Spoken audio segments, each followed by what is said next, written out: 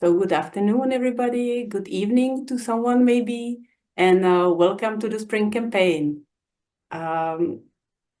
We are starting with this webinar in which we would like to give you information about the activities in the campaign, about the resources that you can see and use during the spring, and about the connection between other campaigns that are going on now in the GLOW program. So that's the end of the campaign. And this campaign is coordinated by the Globe Europe and Eurasia region office, which is our small team of 3 people. And so it's Dana Votapkova. Dana is here with us. Hello, everyone. And she's taking care of the technical part of the webinar today. Then it's Bára Semeráková, who many of you for sure know. She's not here with us today. And myself, Lenka Kleger. So now we will spend together about 1 hour talking about the spring campaign. Please feel free to write your message into the chat. We will have time to get back to them after different parts of the webinars. However, if during my presentations you will have a need to ask immediately, you can do that as well. Just interrupt me and ask. That's fine for me. I think that's it from the basic information. And before I start talking, I have a question to you. I'm wondering how many of you have already have been teaching about trees with your students or have done any trees related activities. It doesn't have to be greening up or greening down, just something related to trees. And please, if you have done such activity, give us a thumb up. There are the reaction emoticons down there. So yeah, I can see some hearts, thumb up, it can be smiley. And I see many of them. Yeah. Nice. Okay. Hands up as well. Okay, thank you. Thank you for participating in this my short research. I was really curious about it, and I know many of you have been joining the campaign for many times, and you're very experienced even in the greening up topic. And I'm happy to see that so many of you are teaching about trees. And in the campaign, we think it's a very good topic to raise awareness of students about their surroundings, about nature, and we hope our campaign will help you with that. So now I would like to tell you more about the Green Up activities in the campaign and about the information resources. So I will start with my presentation. Okay, so I've already talked a bit about the aims of our campaign, but to sum it up, we want to provide you some activities, some guidance, some good tips for you to explore trees and the topics related to trees, to see how the trees are changing in the spring, how they are influenced by their by the local conditions, and how the trees influence back the local conditions. Help you to your kids to understand a bit more about the place where they live and where their tree grows, and also help you to spend some nice, good, and meaningful time outdoors with your students, and perhaps enjoy some cooperations, be it in your country or in your school or in the international environment. The campaign starts now, and it will be running until June. The end of the campaign will be sharing webinars, which will be an opportunity for students to share and present their findings. Between that, you will receive different activities. Each activity has some deadline, but what is most important for you when it comes to the campaign timetable is your tree. You will have a tree and it has its own natural timetable. So that's what will be the most important. In the campaign, the core of the campaign are the green up activities. So the way how to see how trees are changing in the spring. And we have some more activities oriented on the role of trees in carbon cycle and other things. you can decide what you want to do depending on your time, on the interest of your students. You definitely you are not asked or obliged to do all these activities. So we will talk about all of them, but for you, please choose what suits you the best and what your time opportunities allow you. And of course, we will be very happy to hear how it goes for you throughout the fall spring. We will keep you informed through the newsletters and at the campaign discussion forum, and we will have 2 more webinars during the spring. I will tell you more about that later. For those of you who will be actively participating in the campaign, we have prepared certificates and also badges. You can see them here, badge for collaboration and for data entry. So this is for those who will be sharing their results, their pictures from the observations, or entering data into the Globe database. Phenology campaign is also part of a bigger Globe campaign, which is called Year of Climate and Carbon, and we will talk about it later in this webinar. So now about the Green Up activities. We have 4 of them, and they start with choosing your tree through the observation of how it is changing in spring, and end with the working of the data that you have collected through your observations. I will now go through all the activities one by one and give you a more detailed explanation so that it's then easy for you to start with them. Well, for activity 1, it's a very short activity and easy, and it's a time to start with this activity right now. Maybe you have already seen it. It was in the first newsletter, so perhaps you have already seen this activity, but I will go through it quickly anyways. In this activity, we ask you to find a tree which is close to your school, so you can often come to the tree and see how it is changing. The tree should also be have one branch that is facing to the south and is so low that you can reach it. You can actually touch it, grab the branch, you can put there some sign, and you can see the leaves from close. The tree should also not be shaded by the building. Ideally, the distance between the building and the tree should be at least as big as is the height of the tree. Here down in the picture, you can see 7 species of the campaign. So we recommend you choosing one of these trees. The reason is that these are trees that are growing all around our region, all around Europe and most parts of Eurasia. So you will have a good opportunity to cooperate with someone to compare your results. However, I often have a question, can we observe some other tree? Yes, you can. Of course, you can. If there's no sour cherry or hazel close to your school, choose the tree that is convenient to you. There's no problem at all, as long as it's deciduous tree. That's important. Then we will ask you to write down what tree species it is. You can name it, some funny name, so that students can have fun when observing. And you will need to write down the GPS coordinates of the place where the tree grows. We will also ask you to take pictures with Grow Up, which is a very easy and application that students usually like a lot to work with. And also, we will ask you to share your pictures at the discussion forum. So that's activity 1. It will be very quickly done, I think. Then comes the activity 2, which is already like taking a longer time, and it's called Look at the Buds. And in this activity, you will really go out to your tree. You will be asked to visit your tree at least 2 times a week and look at your buds and see if they are changing, if there is something happening with them. Well, now, which buds you should look at? You need to find one branch on your tree that is facing south. And as I said, you can reach it, you can touch it, and you can use some colorful ribbon or some paper to sign it, so you can find it. Every time you come to your tree, you need to find the same branch. And on this branch, you need to mark 4 buds.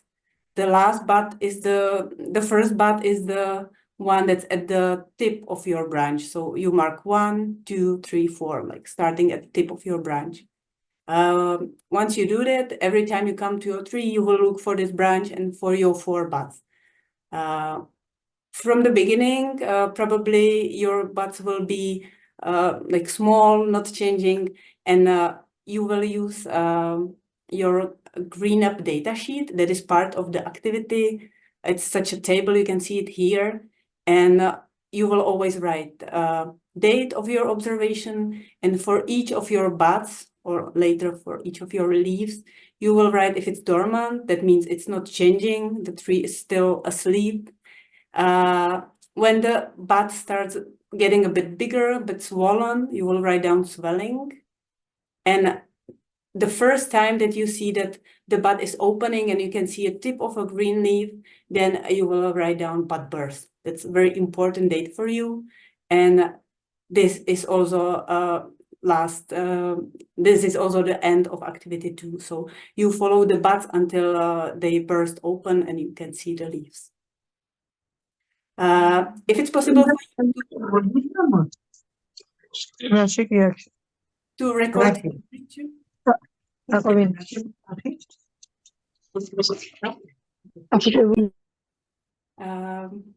If it's possible for you to record temperature and precipitation, if you have atmosphere site nearby to your tree, it's wonderful to do it because trees are influenced by the conditions around them, by the temperature and by the amount of precipitation. So you can after see if there was really some connection visible. It's a very good thing to do. Here are examples how schools, these are pictures from schools from the past campaign. So how to sign your branch and how to sign your buds. You can see some nail polish, for example, or permanent marker. Well, the next activity, you will continue with your data sheet. You will start at the moment when your buds open and you see the leaves. And again, we ask you to come twice a week to your tree and take a common ruler, any type of ruler, and measure how long, how big is your leaf. What is important to know here that you measure your leaf without a stem, so the stem is not included in your measurement in the final number. This you will do every time you come to your tree until the leaf stops growing, which means twice after each other you will get the same result, the same length of the leaf. It can be, of course, different for each leaf on your branch, probably will. And that's the end of your measurements, of your spring observations. And by this time, you will have gathered a lot of data, a lot of information about your tree. And it's time for last activity when we will ask you to work with these data, to actually share these data with the worldwide Globe community and enter them into the Globe database. So for this, you will need your results and access to your Globe account. For those of you who are not used to working with a Globe database or you are not having a Globe account, please contact country coordinators in your countries. They will help you. They will give you guidance or help you to set up a new account. Then when you enter the data, you will have a possibility to see them in the Globe visualization. So you will see your data in a map like this, like a little dots. And any other Globe school or scientist cooperating with Globe will be able to see your data as well and make use of them. And at the same time, you will be also able to see data of other schools and use them for your projects. It's great source of information for inquiry-based learning, for example. When you click on the colorful dot, you will see your data in a beautiful chart like this. So here you can see how the bud was changing and then how leaves were growing until they stop. It's not growing anymore, the chart. And we will also ask you to compare your data with other schools to see whether there are any differences or similarities. For those of you who already are familiar with entering the data, there's a good news.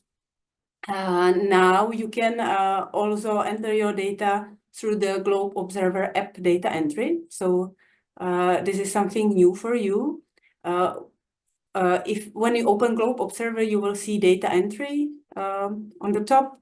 When you click on this, you will see Biosphere, and there you can choose Green Up. And the system is quite similar to the way how you do it on the desktop. It's just convenient because you can do it from easily, even from the side of your tree.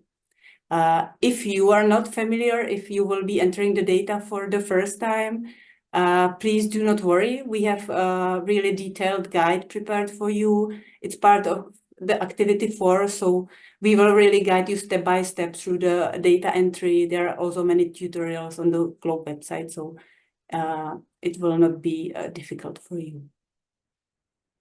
So these were the Green Up activities. You will get them from us one by one in a newsletter, and you can always find them on the Globe website if you want to see them now, for example. I've been mentioning Grow Up, the application. So it's a very easy and freely accessible mobile phone application. It's available for Android as well as for iPhones. And this spring, there was a major update of the application. So it should be working fine well at all the types of phones. If not, let us know, but it should be okay. When you take pictures with this application basically allows you to take pictures, and it automatically creates a time-lapse video from your picture. So if every time when you come to see your tree, you take a picture, at the end of the spring, you will have beautiful video that will show how your tree is greening up and changing over the spring. You will also be able to see your pictures and your videos in a world map. And you can see there are also videos from other schools. And when, at the end of talking about the Green Up activities, I want to also mention why we should do it. I've been telling you how and what the activities are about, but why we should do it, right? It's important to know. So Phenology helps us. The phenology is the science behind these Green Up observations, and it helps us to understand how trees are responding to changes in the seasons. So we can see how they are waking up in the spring. In autumn, we can see how trees are getting ready for the winter. And it can give us a lot of information if we monitor this change for a long time, such as in the picture here, you can see hundreds of years of monitoring of cherry trees blossoming in Japan. And we can see some trend, right? We can see that there were some changes of the timing. These are days in a month, and these are years, and it's really hundreds of years. And now we can see that the blossoming starts earlier and earlier. So in a long term, if we get information about trees waking up in the spring, we can see if there is something changing with the seasons, if something is changing in the climate. So actually the observations of seasonal changes of trees help us to understand climate and how it's changing nowadays. So very important thing. It helps us in many different spheres of our lives. And of course, we have satellite now that are orbiting around the Earth and monitoring the change from above. And so we can see the green wave coming in the spring over the Europe and Eurasia region. But if we want to know if the satellites are right, if we can trust what they show us, we really need someone here down on the ground that will do the exact measurements. And it's you and your teams coming out there and seeing what's really happening with the trees. So your data are really important. They are really giving us a good picture of what's happening in the nature. And in combination with the satellites, we can really have a great results and great information, helping us to understand how our planet is changing. So these were the Green Up activities. Then we have a few more activities for you to get a bigger context of your trees and how they relate to their surroundings. So we have activity that is focused on the tree height, and this activity will help you to try 2 different ways how to measure the height of your tree. You can go for more analog way to create your own clinometer and measure and calculate manually, or you can use Globe Observer app and try to use technologies to measure the tree height. Then we have one activity that's focused on the importance of trees in cooling our cities. That's a very important aspect of trees, that they can provide shade, they can provide cooling in our cities, which are now being very often very hot, and it's changing towards even more hot. So it helps students to realize how they feel on the sun or under the umbrella, and how they feel in the shade under the tree, and also measure these differences. One more thing that you can do in the spring campaign is joining the collaboration group. I think many of you have joined this collaboration group, and I will not go into the details, but I want to tell you that now we are matching the groups. We are finding a partner for you that will be having the same tree, so you can easily compare it. And around March 8th, we will send you contacts to your school so that you can cooperate together, and you can plan a project perhaps, or plan some meeting, or just exchange information. Now I will stop sharing my presentation, and I would actually like to show you very quickly a few resources on the Globe website. So I will share again. Give me a second, please. Okay, so you should be able to see the Globe website with the Spring Tree campaign page. So this is a homepage where you can find all the basic information, and also the activities, all the activities that I've been just talking about. And I want to bring your attention to the webinars.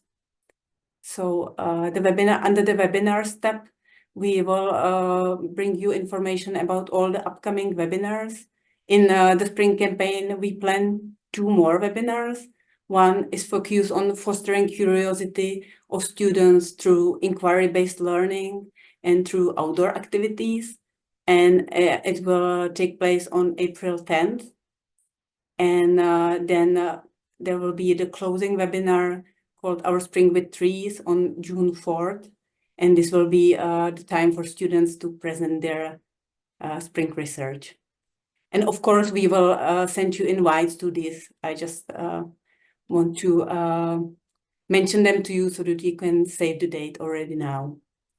There are invitations also to other webinars, such as webinars organized within the Year of Climate and Carbon campaign, or within other parts of world, and like different webinars focus on trees and phenology, right? So these are webinars. Then we have a news and discussion tab, where you can see the category 2024 spring. And there you will find messages from schools. Also from us, you can see today I sent their invitation to the webinar, and we have a message from Ramona Mercia, coordinator from Malta. So you can come here and see what's new at the different schools. And if you want to receive these messages by email to your email address, you can come here to Actions and click here on subscribe. Well, I'm already subscribed, so I can only unsubscribe, but if you are not, you will see here subscribe, and then you will get all the messages to your mailbox. And one very last thing is Get Inspired tab that will bring you to a campaign Padlet. I will open it here in another window. This is a wonderful source of information. This is a collection of materials that you teachers and students have sent us in the past campaign. So you can see there are lots of videos, Padlets, book creators, presentation, lots of materials that can give you some ideas for your spring activities. So yeah, that's all for the greening up and the basic campaign activities. And I will be very happy to hear your questions and comments. We'll see in the chat if there's something. I don't think that there are questions in the chat, but please unmute yourself and you can ask, or you can put your questions to the chat.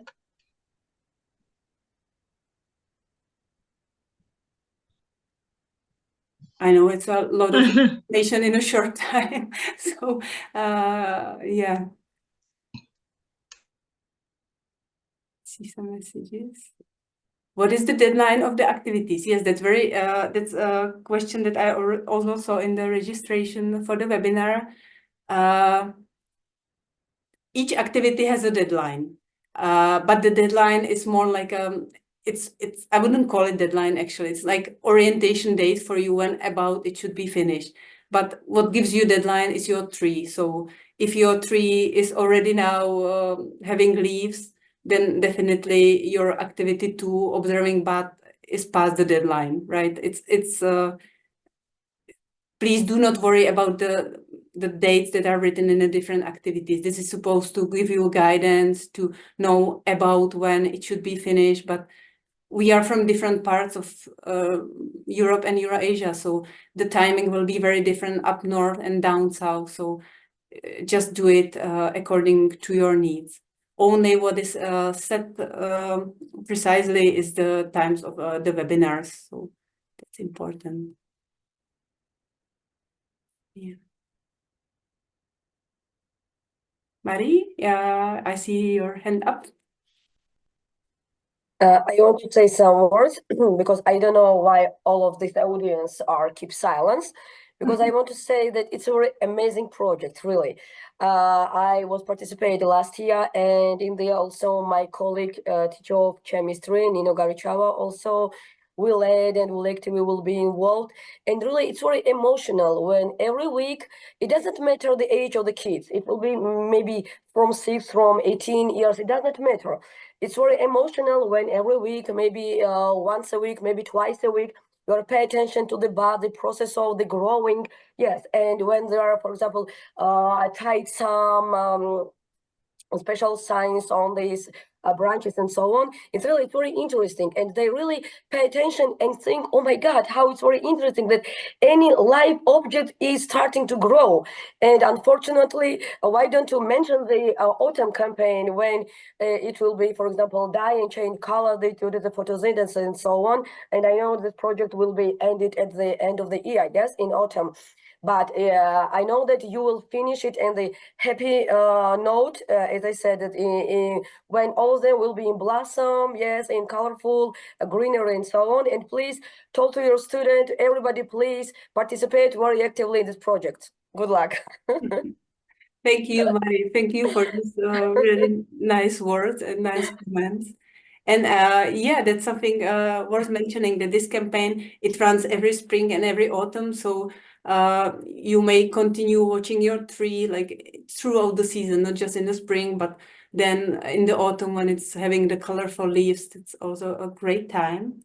And maybe one information that could be interesting for you. So for the spring campaign now, we are almost 300 schools participating with nearly 4,500 students. So I think it's a great group, great amount of people cooperating, and I believe there will be a lot of like sharing going on and a lot of inspiration from schools to school. And we have a new question in chat. If you can see it. Yes. There's a question about when there's a bud, and sometimes it happens with different trees. especially with hazel as well, that from one bud you get more leaves. So in that case, yeah, choose the one that's easily measurable, which is the longest one. It's good to make some sign on it. Again, you can use a dot with a nail polish and keep measuring the same leaf.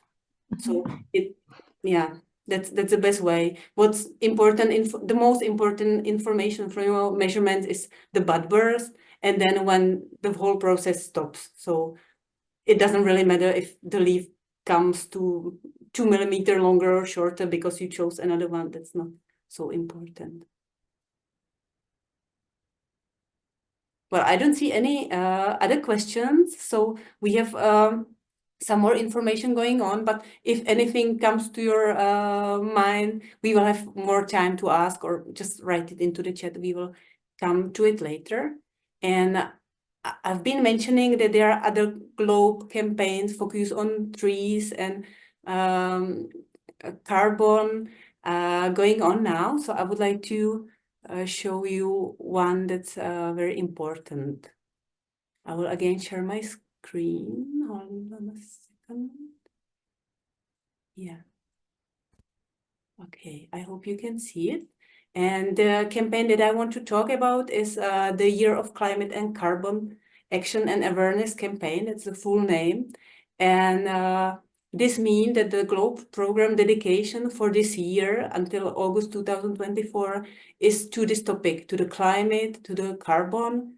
And trees are very important, or observing trees is a very important part of this campaign. This is campaign for the whole world, all globers all around the world, not just for our region. And I will play you a video where you can see more information about the campaign. GLOBE truly is a unique program and has so many ways to get involved. And we wanted to create a campaign that truly showcased the amazing parts of GLOBE. From August of 2023 to August of 2024, the GLOBE program will be showcasing the many ways to get involved through the GLOBE Year of Climate and Carbon. The YCC campaign aims to build awareness around climate-related campaigns and IOPs taking place in the different GLOBE regions, while also encouraging the GLOBE community to better understand climate and carbon on local scales. I'm very interested in this planet. I want to know more about it. The YCC campaign encourages GLOBE students to take action and explore changes in their local ecosystems, specifically through collecting phenology, biomass, and other data using GLOBE protocols and resources. I believe GLOBE is about connecting people over a passion that they have, of science, of cultures, of different ideas that can come around from all around the world. GLOBE community members can participate in the Year of Climate and Carbon by completing one of the following activities: entering GLOBE data, collaborating with another GLOBE student or classroom, submitting a student research report, sharing how you benefited the environment with your climate data and story by emailing globecampaigns@ucar.edu, or by participating in a local or regional climate-related campaign or intensive observation period. Anyone who participates in the GLOBE Year of Climate and Carbon will earn a special badge for doing so. That energy and enthusiasm has been there from day one, and it's great to see it here 28 years later. I mean, it's just amazing what these people can do, what type of work that the teachers can do, how they're so excited and involved about being engaged in this program and getting science education, environmental education out to students all over the world. The GLOBE Year of Climate and Carbon runs from August of 2023 to August of 2024. Events like the GLOBE International Virtual Science Symposium, Earth Day, and the GLOBE Annual Meeting will also tie into this campaign. Visit globe.gov for more information on how to participate in special upcoming webinars.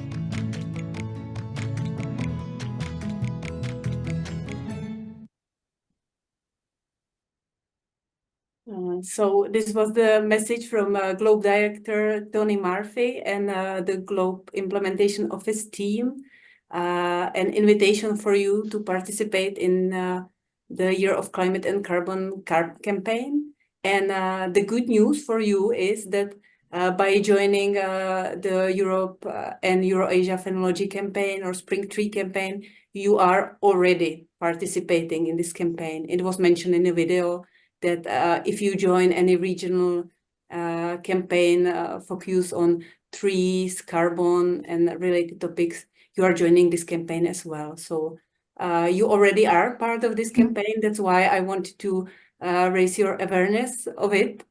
And another thing why I wanted to mention is that this is really another source of great information, great activities.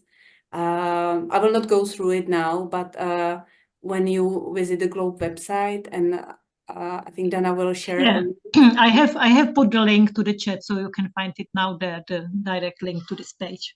Okay, so you can, thank you, Dana. And so you can visit the website, and there are many webinars organized, for example, within this campaign. And we will also inform you about them, so you don't have to visit all the websites. So that's about the bigger picture in Globe.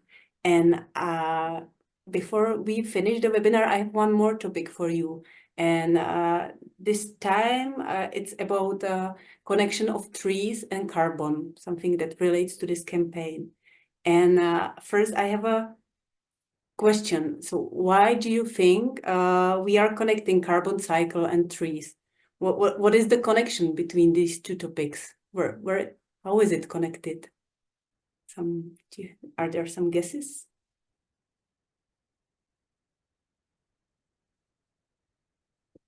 What is the process that connects trees to a carbon cycle?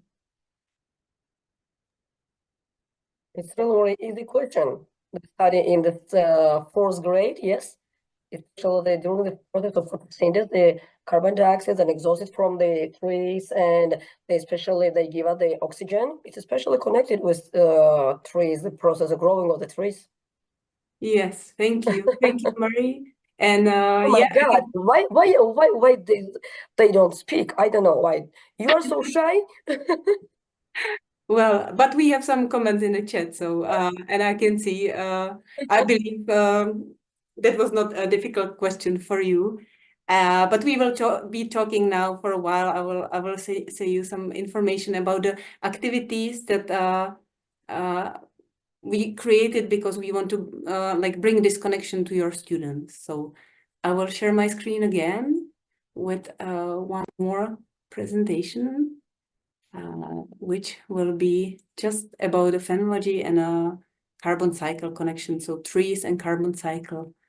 And yeah, here you can see the scheme, how carbon travels, the scheme of carbon cycle. You can see trees, and you can see CO2 as a very important part of it, the gas that's used by trees in the process called photosynthesis, as we heard from Marie and read in the chat. So there are many parts of a cycle, right? It's a complicated cycle, but it can be also simplified like this as a starting point for your students, and it's like something to raise the curiosity of the students. And we try to bring this topic in 4 activities, which will start with a easier step towards more difficult parts of this topic. So also from the kind of younger students to a bit older or higher classes. And I'll just quickly introduce them to you. All these activities are always connecting, like first a green up activity goes together with the first carbon activity. So you will receive them from us. You will also be able to download them on the Globe website. We already had this question, why we talk about carbon cycle and trees. And yeah, the answer is it's the magic of plants. That's what trees can do, what plants can do. They can absorb the carbon and we can't do that, right? We can only release it, we can't absorb it, but trees can do it, and it's kind of magic, I believe, also especially for the kids. And that's why we have the first activity, which is called Tree Growth Game. And it's really a game. It's a very simple thing. Kids run, kids collect balls of carbon, drops of water, and they help a tree on the paper to grow. So you don't really need anything for that. You need a piece of paper, some colorful papers, and pencils, and your kids can have fun and learn a bit about how the photosynthesis in plants and in trees work. So that's the first activity. There's one example that I personally really like. This is as an addition to the tree growth game. The students in Ukraine, in Ivano-Frankivsk City Environmental Station, were drawing pictures. So this is a tree kitchen cooking oxygen from carbon dioxide. And yeah, where else you can find carbon? It's pretty amazing if you think about it. It's all around us. It's in the trees. It's in the chair that you sit on, perhaps. It's in the plants next to you. It's our bodies. It's in the air.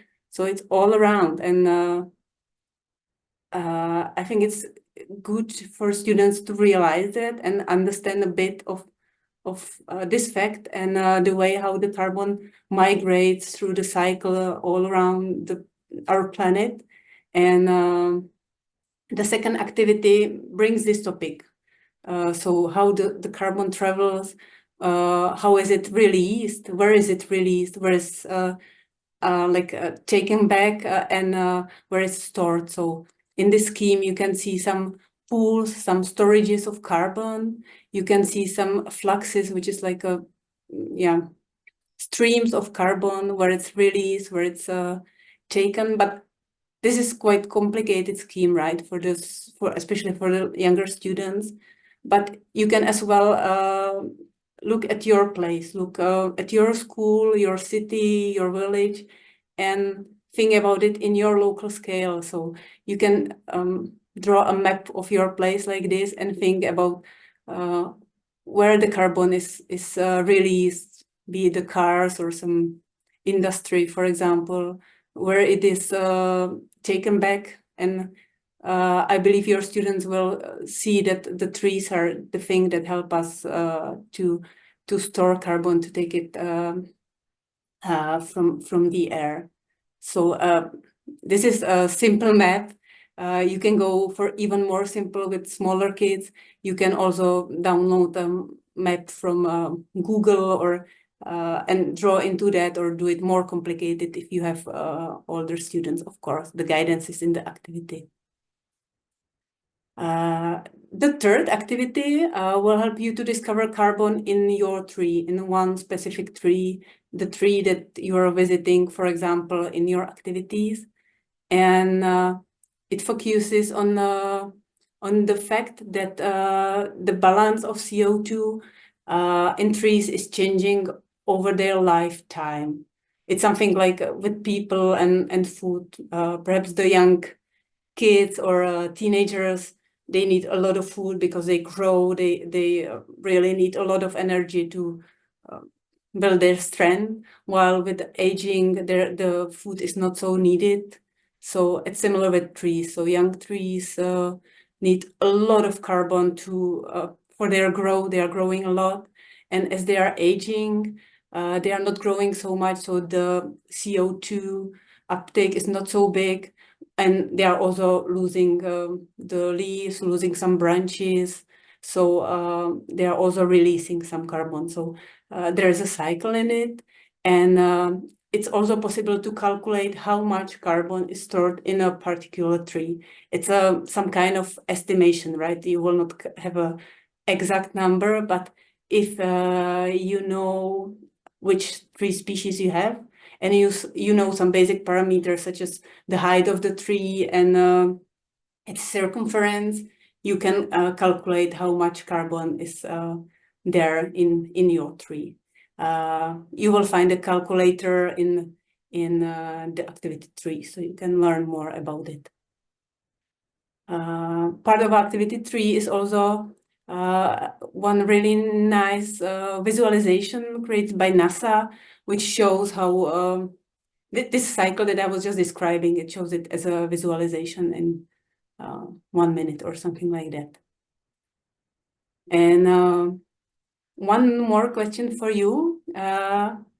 what time of the year a tree builds the biggest amount of carbon into its biomass. So not in which age, but in which time of the year. You can unmute and shout if you want to answer.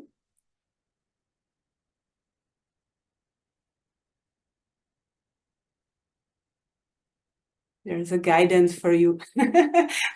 I'm not seeing chat now, so maybe there are some answers, but well, I will give No, there are no answers in chat. So please put your ideas to the chat or unmute and you can really talk to us.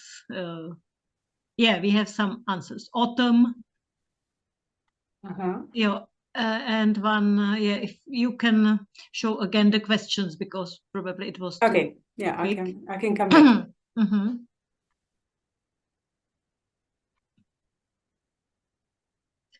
So another answer, fall and winter. So we have autumn and fall and winter. So another ideas, tips. So I will not put any more pressure, and the answer is spring and summer, actually. Yeah, and it's here in the chat now. Spring, growing season. Yeah, summer. Yeah. Okay, it just came. Okay. Thank you, Dana, and thank you for your answers, for your guesses. The reason is quite simple. In spring and summer, the tree is waking up. It's growing leaves, so it needs a lot of carbon to actually build the new structures, new pieces of the tree body, new leaves, new branches. While in the autumn and in winter, the leaves are falling and they are decaying, so the carbon is released again. And this is a topic of the last carbon activity, the case of missing carbon. So it's called in this way like a detective question, but this is based on the fact that the balance of CO2 in the atmosphere is changing throughout the year, and it's changing based on the changes of trees. Trees really play a super important role in the balance of carbon in the atmosphere. And here you can see the graph. This is a measurement at Mauna Loa at Hawaii observatory, where for a long time has shown the results of concentration of CO2 in the air. And what we can see this is that the general trend is growing. The concentration is growing up, which reflects the fact that our climate is changing. And this red part of it shows the seasonal changes of trees, how they influence it. So when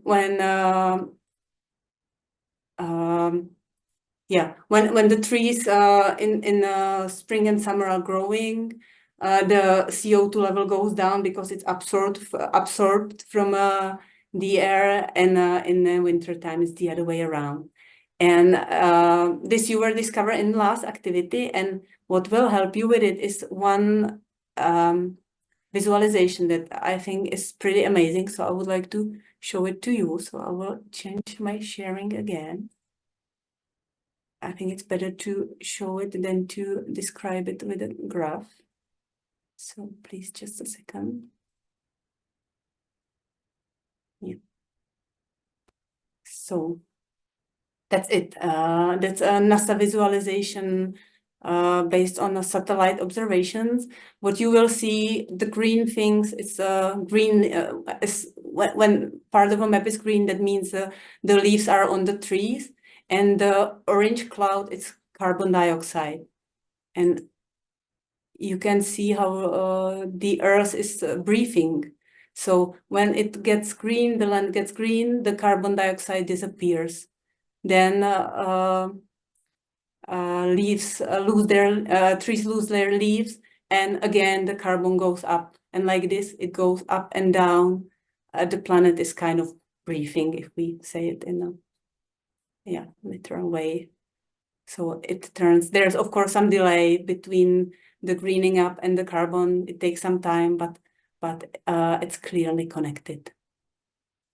So yeah, that's the visualization that you will find in the very last activity.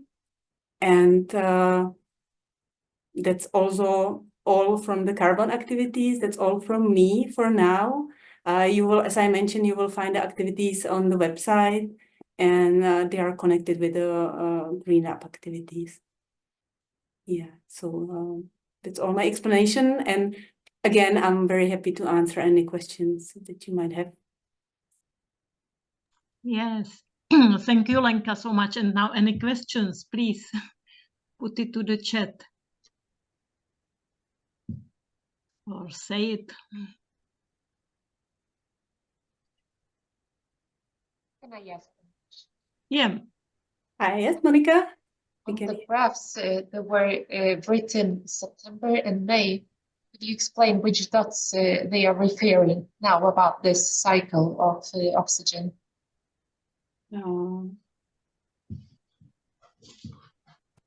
Did you mean this one?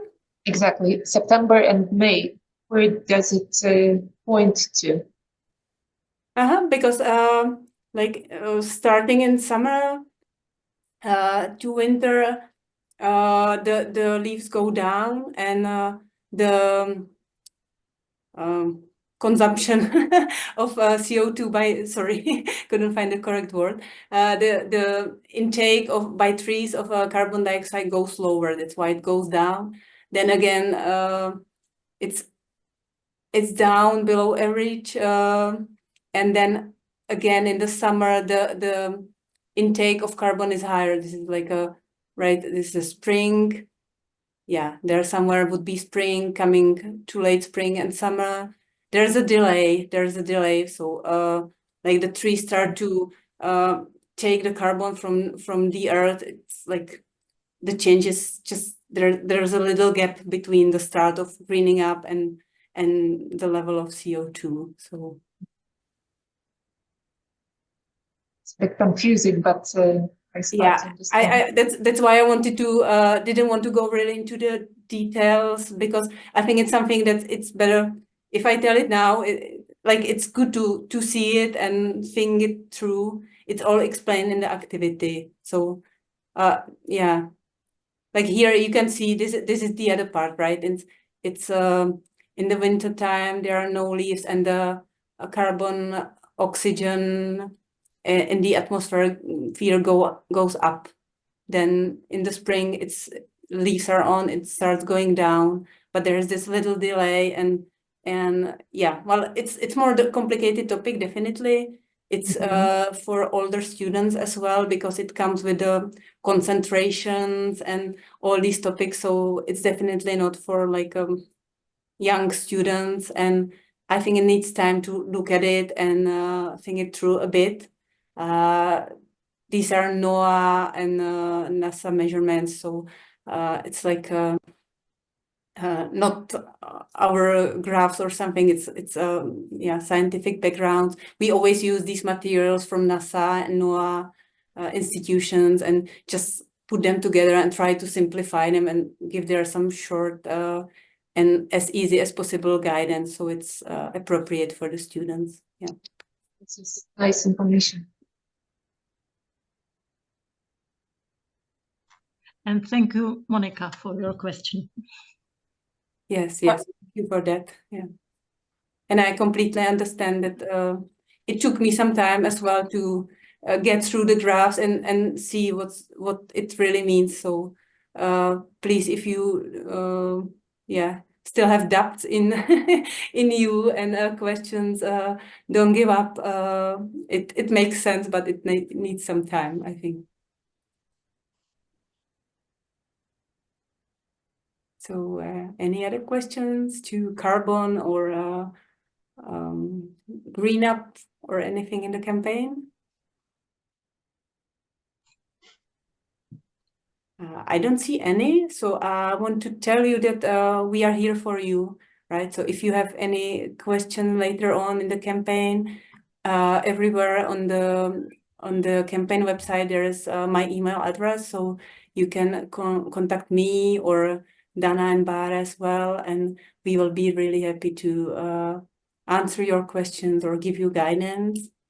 And we will be really happy to hear from you, how it is going, to see your pictures and your results. It's really valuable for us. And Marie has a Yeah, Marie. Again, Mari. We were not so active last year in a carbon campaign, and you know that this information for us also new, and it will be very interesting, especially for me and for my colleague, teacher of chemistry. And thank you for this opportunity. It's also an innovation for us. Thank you. Thank you, Marie. We are really happy that you participate again in the campaign. We are happy for that. Yeah, and thank you all for joining the campaign, and we really look forward to meet your students at the end, at the last webinar, where they can share their findings and give some inspirations from each other. So thank you. Mm-hmm.